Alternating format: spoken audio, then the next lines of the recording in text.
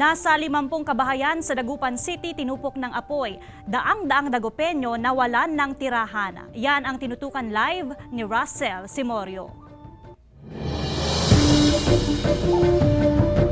Russell.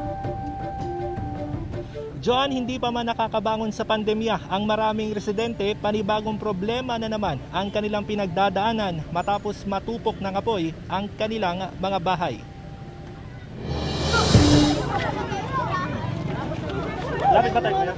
Kanya-kanyang salba ng gamit ang mga residenteng ito nang maabutan ng GMA Regional TV Balitang Amyanan. Naglalagablab na apoy at maitim na usok ang bumalot sa residential area sa Arellano Street, Barangay Pantal, Dagupan City. Sumiklab ang apoy pasado alas 12 ng tanghali kanina na tumupok sa humigit kumulang 50 kabahayan.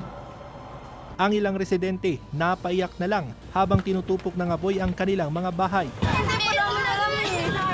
Bigla na lang po lumakas yung apoy bigla. Hindi po namin nalalaman.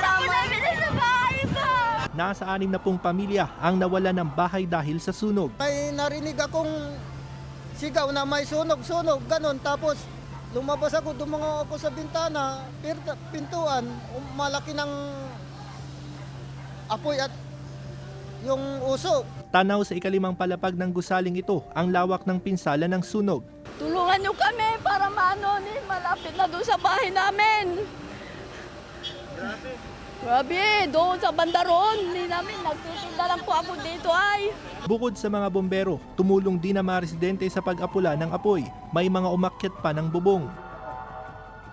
Tuloy-tuloy yung mga bombero sa pag-apula ng apoy dito nga sa nasusunog na ilang bahay sa Arellano Street, Dagupan City. Makikita natin na talagang pahirapan yung mga bombero sa pag-apula sa apoy dahil mas tumitindi pa at lumalawak itong pinsala ng apoy. Nakita natin yung mga residente kanina, kanya-kanyang diskarte para maisalba ang kanilang mga gamit. Dobling pasanin ang nararanasan ngayon ng mga nasunugan, lalo't nawalan sila ng bahay ngayong kasagsagan ng pandemya. Ay, maghanap muna ng matuloy na kamag-anak ba? Yun na lang, samantala muna. Hindi pa nagbigay ng pahayag ang Bureau of Fire Protection kung ano ang dahilan ng sunog dahil patuloy pa ang kanilang investigasyon.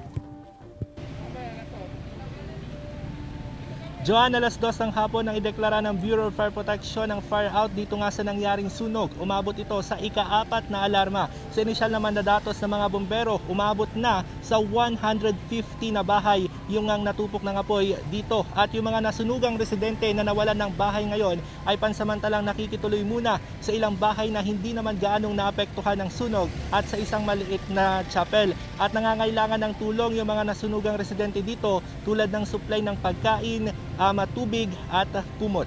Joan. Maraming salamat, Russell Simorio.